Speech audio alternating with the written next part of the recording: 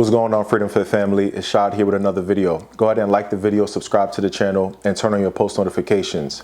And I'm going to start today's video off with a question. And that question is, what are the 10 commandments? I'll let you take a couple seconds to think about that. All right, a couple seconds are up. 9 times out of 10, when you consider the 10 commandments, you'll think about things such as thou shalt not covet, thou shalt not bear false witness, thou shalt not commit adultery, all those different things.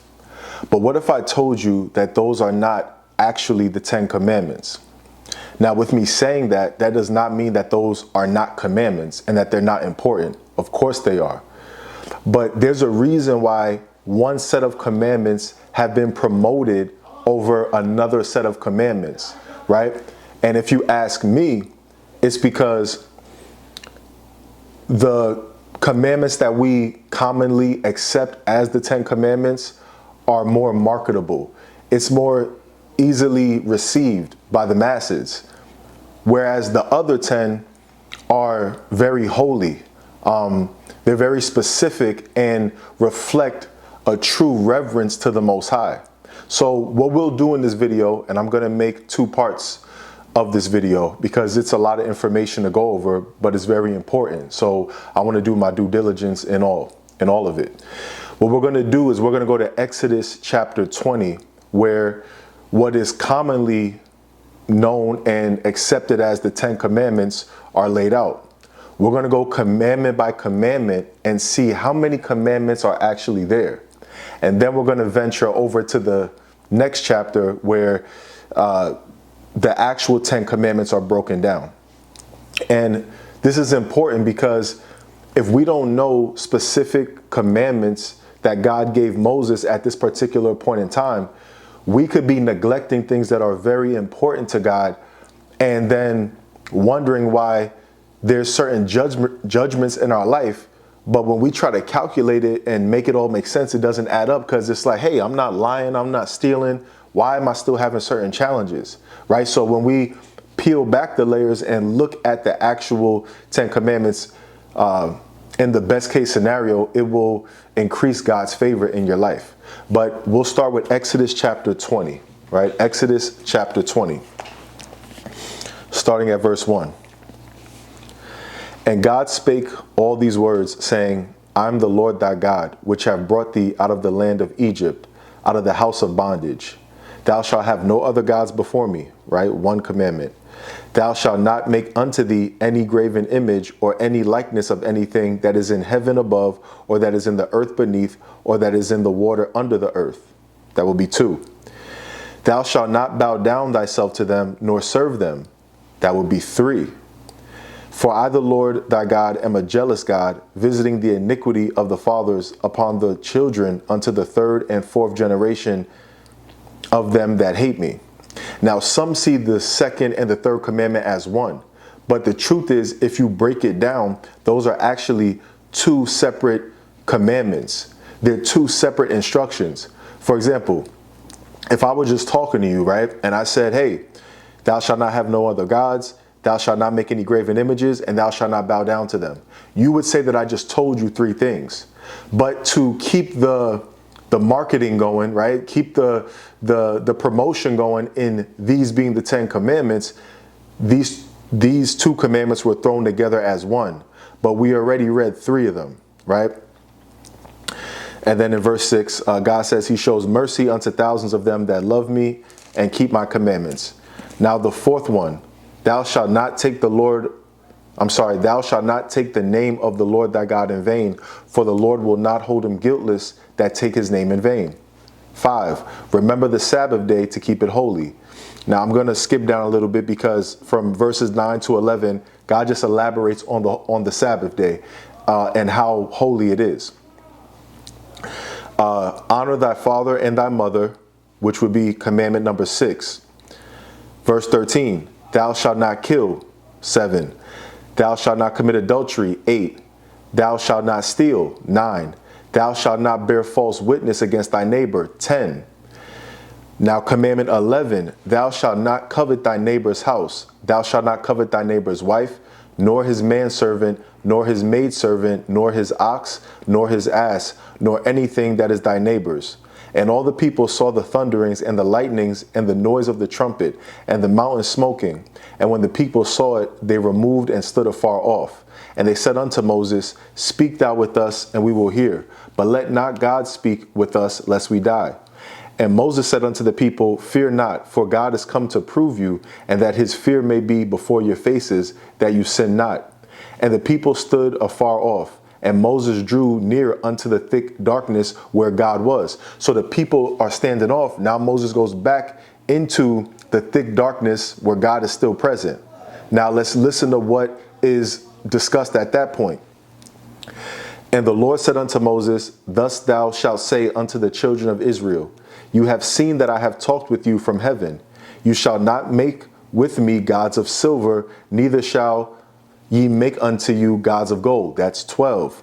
An altar of earth thou shalt make unto me. That's 13. And shalt sacrifice thereon thy burnt offerings and thy peace offerings, thy sheep and thine oxen. In all places where I record my name, I will come unto thee, and I will bless thee. And if thou wilt make me an altar of stone, thou shalt not build it of hewn stone. 14. That's a 14th commandment. For if thou lift up thy tool upon it, thou hast polluted it. Neither shalt thou go up by steps unto mine altar, that thy nakedness be not discovered thereon. 15. So we just read over 15 commandments not over 15, meaning we read over them. We reviewed 15 commandments in the book of Exodus chapter 20.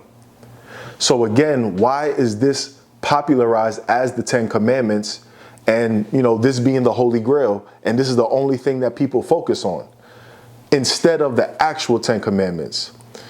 Again, all of the commandments are holy, but there's a reason why one set is promoted over another set. So we're going to actually venture over to Exodus chapter 34 now and see what the actual 10 commandments are.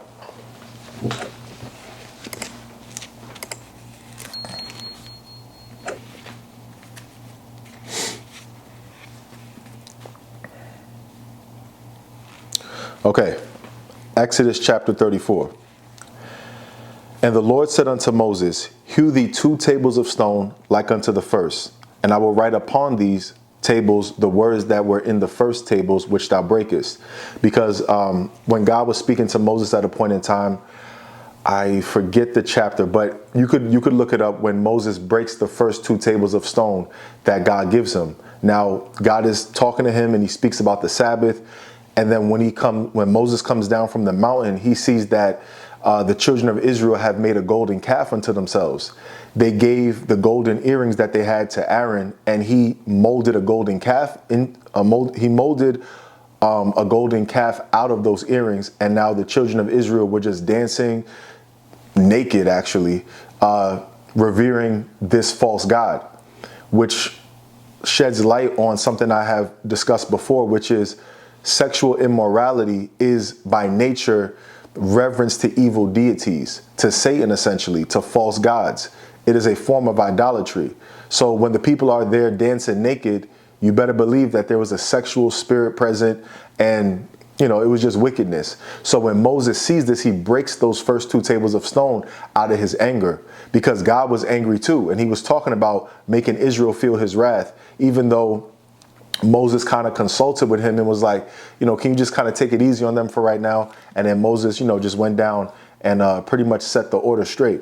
But that's what is referred to in these verses when God talks about Moses breaking the initial 2 tables of stone. So he says, Hew thee 2 tables of stone like unto the first, and I will write upon these tables the words that were in the first tables which thou breakest. Keep that in mind. God actually writes these commandments with his finger in stone. So that highlights their significance. Verse 2, and be ready in the morning and come up in the morning unto Mount Sinai, and present thyself there to me in the top of the mount. And no man shall come up with thee, neither let any man be seen throughout all the mount, neither let the flocks nor herds feed before that mount. So I just want you here, nobody else. And hew 2 tables of stone like unto the first. And Moses rose up early in the morning and went up unto Mount Sinai, as the Lord had commanded him, and took in his hand the 2 tables of stone. And the Lord descended in the cloud and stood with him there and proclaimed the name of the Lord. Now this is important. In verse 5 through 7, God identifies himself. He proclaims who he is. So there's no better way to know exactly who God is than from him telling it to you out of his own mouth. Verse 6, and the Lord passed by before him and proclaimed, the Lord God, merciful and gracious, long-suffering and abundant in goodness and truth, keeping mercy for thousands, forgiving iniquity and transgression and sin, and that will by no means clear the guilty, visiting the iniquity of the fathers upon the children and upon the children's children unto the 3rd and to the 4th generation. Now keep in mind, God speaks about the 3rd and 4th generation in this chapter, which is Exodus 34. And the way that this was even revealed to me was by studying the number 34 that God has given me several times. Now, I'm not going to digress into that, but you all know that in previous videos, I've spoken about the significance of God's numbers and why he uses numbers in certain scenarios. But again, we'll get into that in another video. But what also stood out to me is how God identifies himself as gracious, long-suffering, merciful, and abundant in goodness and truth. That's how he's speaking about himself, right?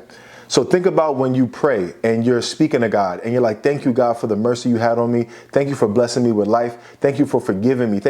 When you're worshiping him like that, it shows that worship allows you to become one with the Most High spiritually in that moment, because God identified himself as to who he is, right? So when his people acknowledge that and they live in that way and they worship him in that way, it brings you together. It brings you in agreement with who the Most High sees himself as well, right? So it highlights the power of worship in that.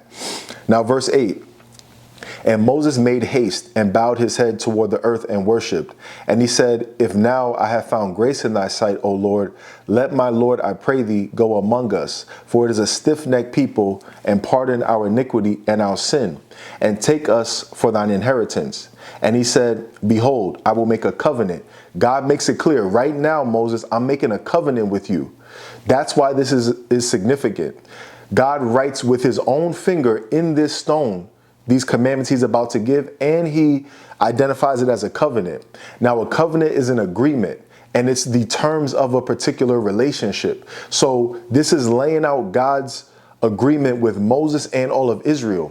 Now, when we see what's in here, we're going to see why even the kings of the Most High, once they were anointed king, there was something they always did as a first order of business. We'll get into that in the next video, but what is described and laid out as the 10 commandments in this section of the Bible is reflected in many parts of the Bible thereafter, right? So you'll see the consistency of the people of God upholding these commandments, which also sheds light on what happens when we transgress these specific commandments, right? So that goes back to me saying you could be experiencing some form of suffering in your life, not knowing that you're going against the actual 10 commandments that were instructed by God. Okay, verse 10. And he said, behold, I make a covenant. Before all thy people I will do marvels, such as have not been done in all the earth, nor in any nation. And all the people among which thou art shall see the work of the Lord. For it is a terrible thing that I will do with thee. Observe thou that which I command thee this day. Behold, I drive out before thee the Amorite and the Canaanite and the Hittite and the Perizzite and the Hivite and the Jebusite. Take heed to thyself, lest thou make a covenant with the inhabitants of the land, whither thou goest, lest it be for a snare in the midst of thee. So basically, do not make any covenants with any nation that I bring you amongst, right? Now, that's not a commandment in itself, but we'll see that the commandments that God starts to lay out, following those commandments reflect a relationship with the Most High. It reflects that reverence and agreement and covenant with him, in contrast to a covenant with an evil deity, an idol, or anything, any form of idol that the other nations would serve. Okay, verse 13. But ye shall destroy their altars, break their images, and cut down their groves. That is the first commandment, right? You shall destroy their altars, break their images, and cut down their groves. Commandment 2 in verse 14. For thou shalt worship no other God, for the Lord whose name is jealous is a jealous God. That's important to know too. God's name is jealous. By definition, he is jealous, meaning he is possessive over his people. So when he even refers to Israel as the people called by my name, it's because Israel being called by the name of God already seals the deal that they belong to God, that they shouldn't even be looking anywhere else but towards the Most High God. Verse 15, lest thou make a covenant with the inhabitants of the land, and they go a-whoring after their gods, and do sacrifice unto their gods, and one call thee, and thou eat of his sacrifice, and thou take of their daughters unto thy sons, and their daughters go a-whoring after their gods, and make thy sons go a-whoring after their gods, right? Basically saying, if you do make a covenant with those other nations, this is what comes with it. That sexual immorality, right? Bowing that down to their gods, right? And doing sacrifices for their gods, which were in the form of food. Now, this right here, when he talks about not making any covenants with the other nations, whether they're sexual covenants, whether they're forms of worship, whether they're sacrifice, that connects to what we discussed in a previous video in the book of Jubilees. When the section of the book of Jubilees was the ravishing of Dinah and the slaughter of the Shechemites, when God speaks about his laws against intermarriage. Now we know that the faith can bridge the gap in that, but I'm just showing parallels between the Bible and some of the apocryphal books, because I know some people feel some type of way about that. But listen, the Holy Spirit will let you know what you need to know. Verse 17, thou shalt make thee no molten gods, right? So now we are at, I want to say, the third commandment, if I'm not mistaken. Yep, the third commandment. Thou shalt not make thee any molten gods. The feast of unleavened bread thou shalt keep. Fourth commandment. 7 days thou shalt eat unleavened bread as I commanded thee, in the time of the month Abib. For in the month Abib thou shalt come out from Egypt. All that open the matrix is mine. The fifth commandment. And every firstling among thy cattle, whether ox or sheep, that is male. But the firstling of an ass thou shalt redeem with a lamb. And if thou redeem him not, then shalt thou break his neck. All the firstborn of thy sons thou shalt redeem, and none shall appear before me empty. Sixth commandment. 6 days thou shalt work, but on the seventh day thou shalt rest. In earing time and in harvest thou shalt rest. And thou shalt observe the feast of weeks, seventh commandment, of the first fruits of wheat harvest, and the feast of ingathering at the year's end. Now the eighth commandment, thrice, which means 3 times in the year, shall all your men appear before the Lord God, the God of Israel. For I will cast out the nations before thee and enlarge thy borders. Neither shall any man desire thy land, when thou shalt go up to appear before the Lord thy God thrice in the year. Now that lines up with the first commandment, because God explained that when Israel cast out the other nation, when Israel breaks all the altars, right? When they destroy the images and the groves of the other nations, the Most High also will drive those nations out. So in that eighth commandment, when Israel appears before God 3 times per year, he says, I will enlarge your borders. I will protect your land, right? So when you think about the wars that we have in this country and other countries, well, when we realize that there's a breach in the first commandment, because pretty much the whole world is invested in idolatry to some degree, now we see why that protection of the covenant is lifted off in the actual 10 commandments that were written by God's hand in stone. Verse 24. For I will cast out the nations before thee, and enlarge thy borders. Neither shall any man desire thy land, when thou shalt go up to appear before the Lord thy God thrice in the year. Verse 25, thou shalt not offer the blood of my sacrifice with leaven, neither shall the sacrifice of the feast of the Passover be left until the morning. That was the 9th commandment. Now the 10th commandment right here. The first of the first fruits of thy land thou shalt bring unto the house of the Lord thy God. Thou shalt not see the kid in his mother's milk. So those are 10 commandments. We're able to lay them out. It wasn't 15 or any other number. There was 10 of them, right? Verse 27, and the Lord said unto Moses, write thou these words, for after the tenor of these words I have made a covenant with thee and with Israel. This is a specific covenant with God, Moses, and Israel. And he was there with the Lord 40 days and 40 nights. So this is what was going on when Moses went to Mount Sinai for 40 days and 40 nights. And he did neither eat bread nor drink water. So he was completely in a fasted state as well. And he wrote upon the tables the words of the covenant, the 10 commandments. So in Exodus chapter 34, verse 28, it is specified as the 10 commandments. So that's intentional. If there's a place in the Bible that says these are the 10 commandments, why are the other group of commandments promoted as the 10 commandments, right? You got to ask yourself that. And I already told you what I believe the reason is. Verse 29, and it came to pass when Moses came down from Mount Sinai with the 2 tables of testimony in Moses' hand, when he came down from the mount, that Moses wist not that the skin of his face shone while he talked with him. And when Aaron and all the children of Israel saw Moses, behold, the skin of his face shone, and they were afraid to come nigh him, which means near him. And that's because God is all light and there's no darkness in him. So once Moses was in the presence of God for 40 days and 40 nights, and he receives this covenant, these 10 commandments, his face is radiating light. Is shining so strong that he has to even put a veil on his face because the children of Israel can't take that light and they're fearful about it, right? Verse 31, and Moses called unto them, and Aaron and all the rulers of the congregation returned unto him. And Moses talked with them. And afterward, all the children of Israel came nigh, and he gave them in commandment all that the Lord had spoken with him in Mount Sinai. And till Moses had done speaking with them, he put a veil on his face. But when Moses went in before the Lord to speak with him, he took the veil off until he came out. And he came out and spake unto the children of Israel that which he was commanded.